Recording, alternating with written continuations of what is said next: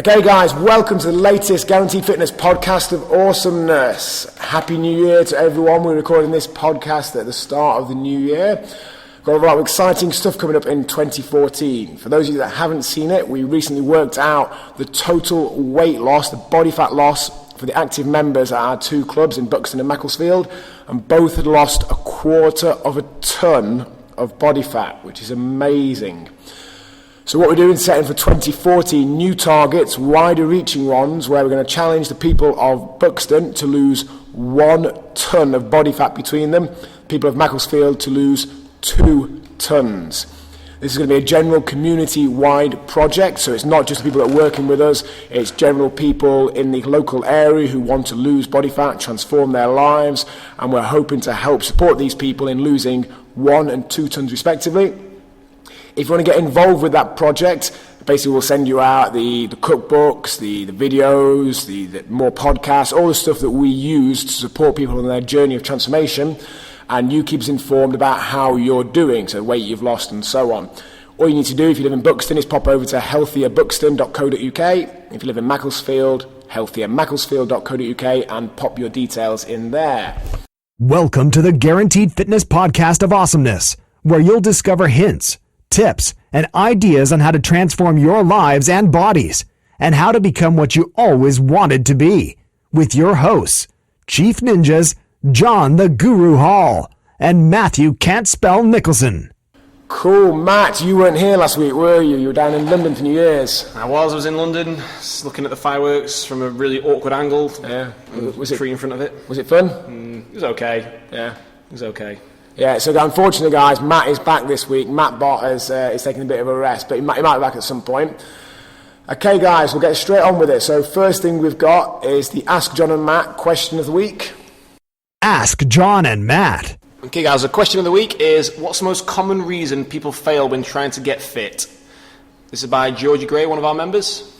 Cool, yeah, it's a great question from Georgie, and it's one that we've had in various different forms asked, a lot of us recently. About 10 people emailed in asking this or a version of this for the podcast.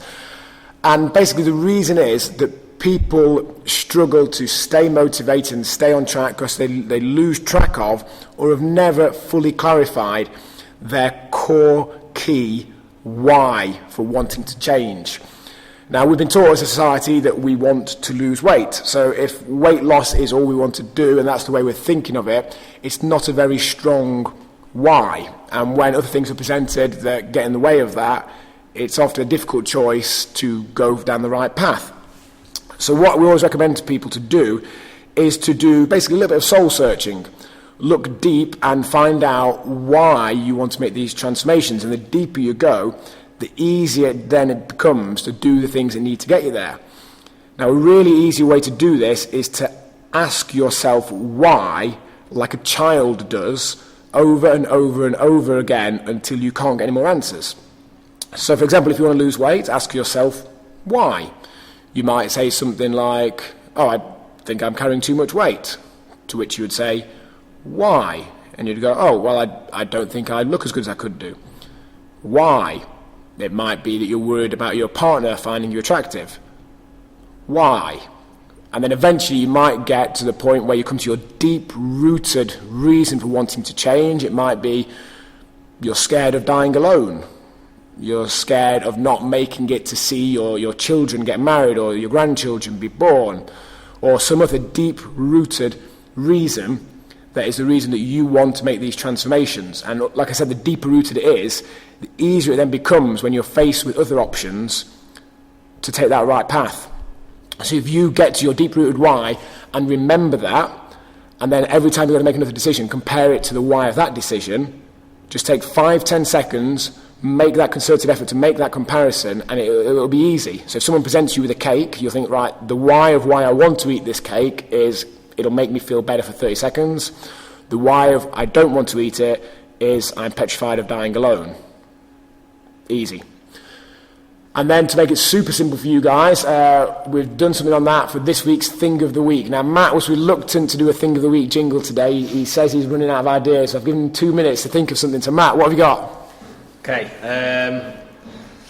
Let's do an impression of someone. Let's have Borat. Okay, got it. Hello, Matt and John. Now let's reverse it and start again. Hi, this is Borat. I like anti-fitness. It's nice. This is the thing of the week. That was awful.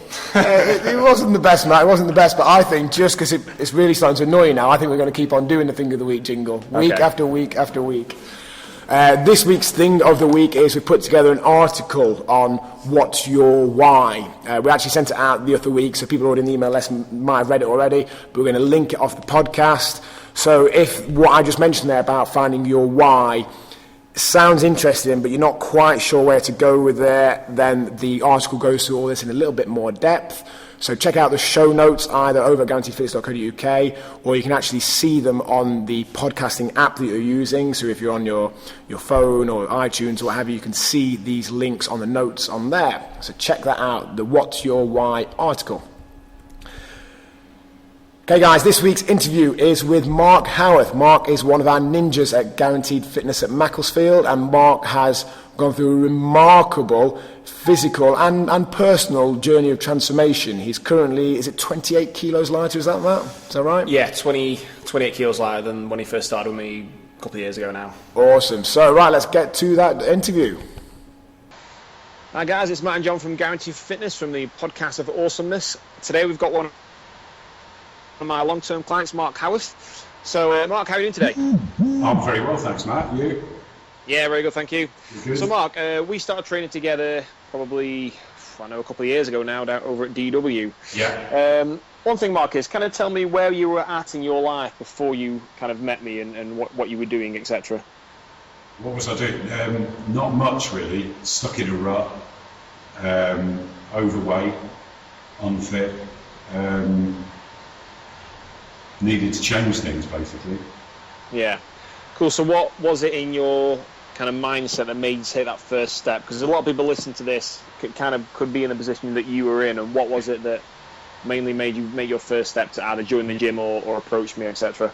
A photograph, which is now on the wall at GF. The famous before photograph. The famous before photograph, taken a few months before I started training with you, on holiday.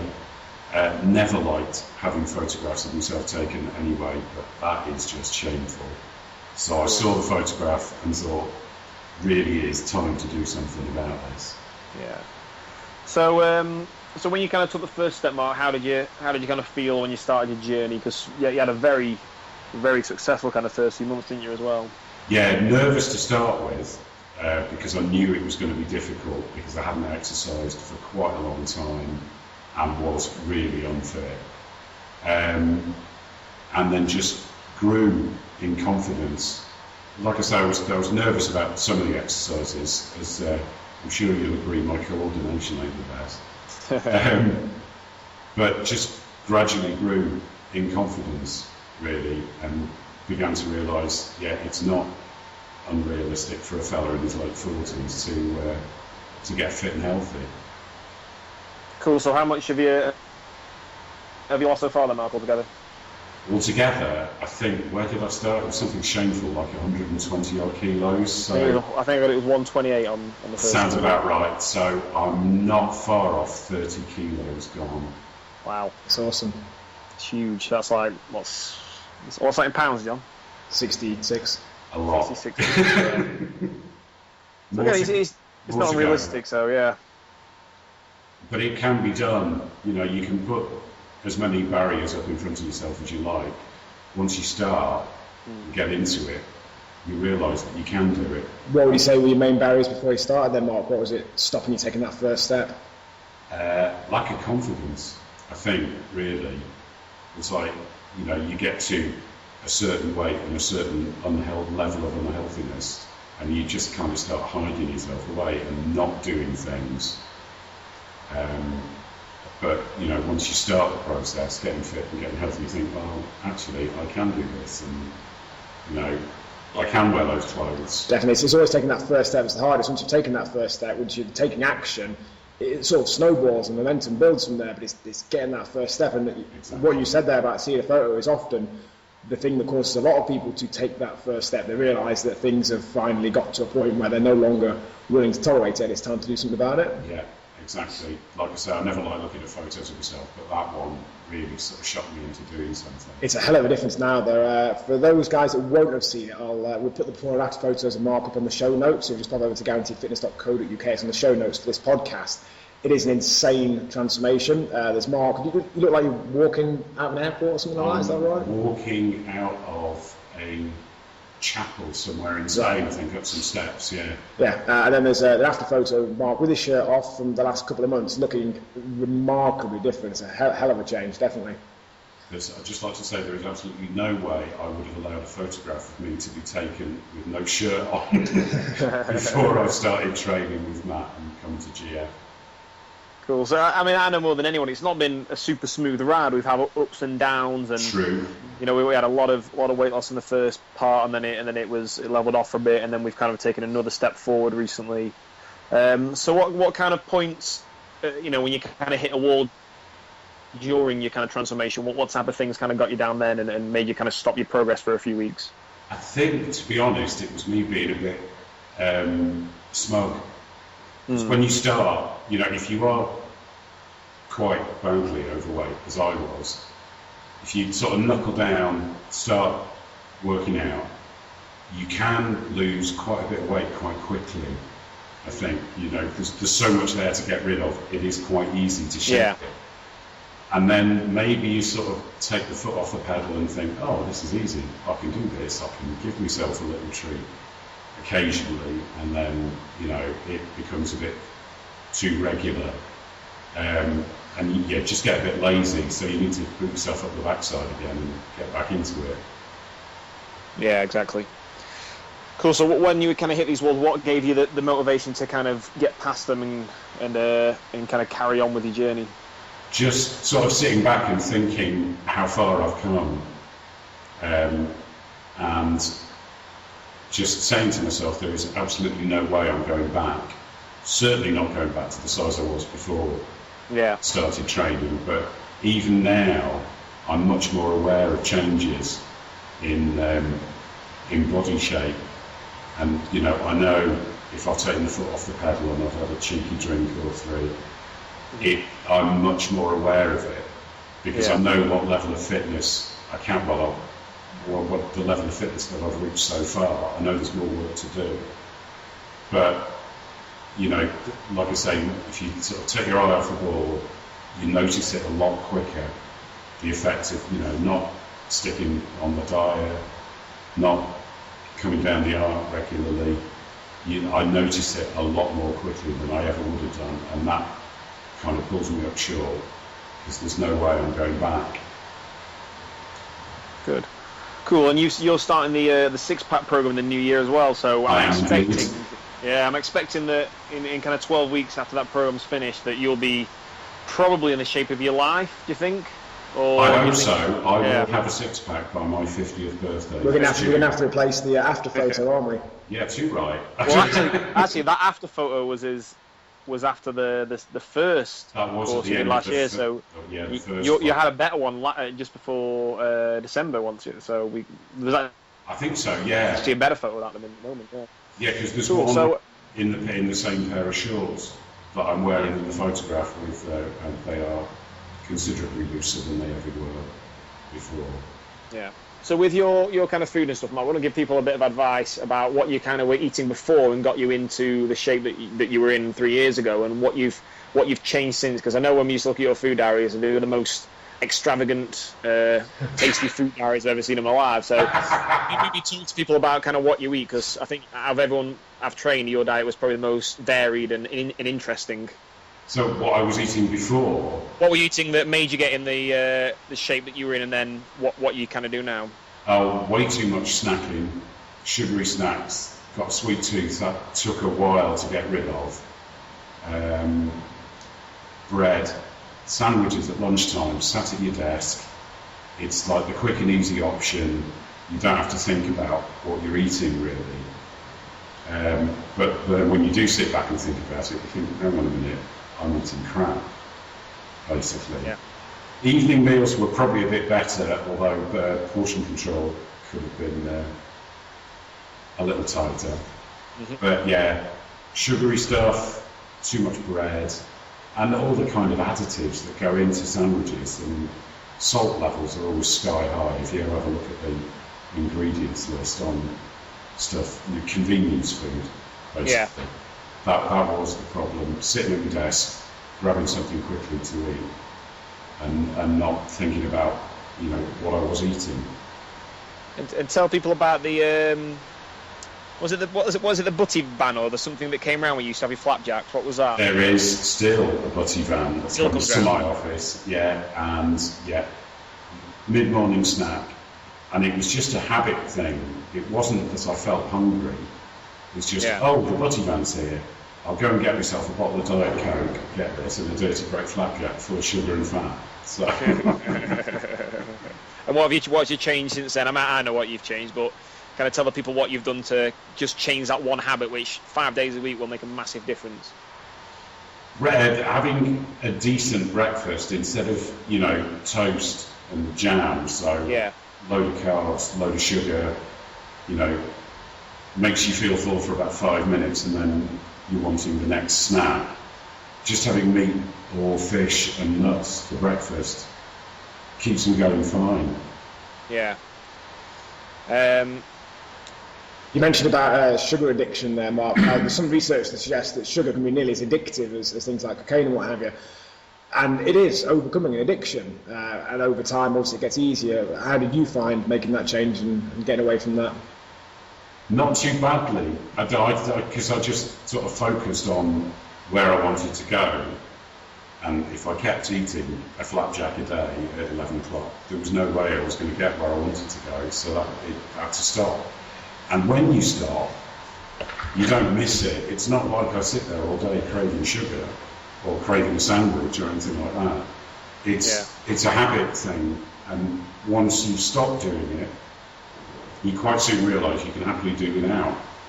Yeah, definitely. It's no major loss, is it? And you mentioned there about focusing on the end result. That's a key thing. We talk a lot with our members about their why of wanting to achieve it. So people come in and nearly always their initial thing is, I want to lose weight, because that's really the way we've been taught as a society to express what we actually want. Yeah. So fair enough, we might weigh less over time, but what we actually want is to feel better about the way we look and feel, to feel more attractive to other people, to sleep better sex drive, less digestion problems, all sorts of things like that. And if you focus on the things that you're getting at the end, your why for doing it, it becomes a bit of a no-brainer, really, doesn't it? Tasty as sugar is, it's not as good as the transformations you've made now, is it, Mark? No way. Yeah, you wouldn't go back, you wouldn't swap the changes you've made for all the sugar in the world, I'm sure, or the tea in China. No, not at all. And like you were saying about weight, I was a bit too fixated on that when I started, because it was like, got to lose weight. I thought, hang on a minute. It's not just about that, and I think Matt stopped me going on the scales at DW, actually. You were banned from them? I was, because I was like just so fixated on losing weight, and gradually it dawned on me, the more important thing is to get fit and healthy. The weight will go, it might not necessarily, I might not be eventually the weight I thought I needed to be. Mm-hmm. But I'll be a damn sight fitter and healthier than I've ever been. How much you weigh now, Mark? Now, it's 98, 99. But for a man of your build, I don't think your weight will change all that much. You'll probably go down a bit more, but you're probably looking more now at sort of redeveloping what that weight's made up of. Exactly. Yeah. That's for those of you who don't know, Mark does have a very big build. He's got very strong legs, very strong shoulders. And for him to come from 128 to what he is now, we're probably talking more like maybe 80, 90 pounds of fat loss, and he's put on a lot of muscle. He's done a lot of strength training over the years. Yeah. We all know muscle weighs more, muscle's more denser than fat, should we say. And I think it's more of a redistribution of what your body is made up of, like John said, than actual weight. Yeah. Going purely on weight as well sort of suggests that everyone at the same height is the same build. Like if you look at height weight charts, I'm about 2 to 2.5 stone overweight. When I was in my biggest a few years ago, in the mid-20s and wrestling regularly, I was actually well up into the obese category, even though I was on about 10% body fat. Just because, again, I had a reasonably big build, I packed on a bit of extra muscle there, and even though I've lost some of that now, I'd have to lose 2.5 stone. I think I would look chronically ill if I lost 2.5 stone. That's crackers. It's like, the practice nurse at the GP's pointing at the body mass index chart. And I'm sure she told me, oh yes, man of your height, 6 foot, I should be between 12.5 and 13 stone. Never going to happen. Never going to happen. And frankly, I don't care anymore. Because I know, I've got other goals, and it's to get fit. There's been some interesting research done recently, I'll try and find it and pop it up on the show notes, the website, about BMI and how seemingly now that they've actually done some proper research into it, there's pretty much zero correlation between BMI and anything. Like, it's supposed to be a great predictor of heart disease and all sorts of things like that, but seemingly the correlation is so statistically irrelevant that it's pretty pointless. And to be honest, I've always found that if someone's already overweight, they know they're overweight, so giving them a BMI that says that doesn't really help. If they're not overweight, then their BMI says otherwise, then what's that bringing to the table? Nothing. Yeah, true. So Mark, what would your advice be to kind of anyone out there kind of either starting a journey or wanting to kind of progress their journey from the experience that you've had? Just do it, and don't be afraid. You'll be nervous to start with, but you'll soon get over that. There's great trainers, and also the support of the other guys who come to GF. It just makes a huge difference. Instead of going to a gym where you're going to feel nervous and intimidated by people who are so much fitter than you, even though they're stood there grunting in the corner lifting weights. It's intimidating going into a place like that if you're overweight and unfit. You've got to do some work. And frankly, unless you've got a trainer at a gym, nobody's going to help you either. Come to a place like GF, there's so much more support there. It's great. And people will share their experiences, help you out. Yes, I started in a similar position. This is what I've done. And it's really, really encouraging. Yeah. Yeah, you're exactly right, Mark, because I think people are often, they have fear of things before they actually try them, and there's a great acronym for fear, which stands for false evidence appearing real. Most times when you actually try something and give it a go, it's not actually as scary as you think. Most of the sort of worst case scenarios that will play out in our head for whatever that thing may be don't actually really happen. So those guys listening at home, if you're concerned about trying something, whether it be GF or some other option out there, just give it a go. I'd say there's a fairly good chance that it's not going to be what you expect it to, and the only way you can know for sure is trying it out.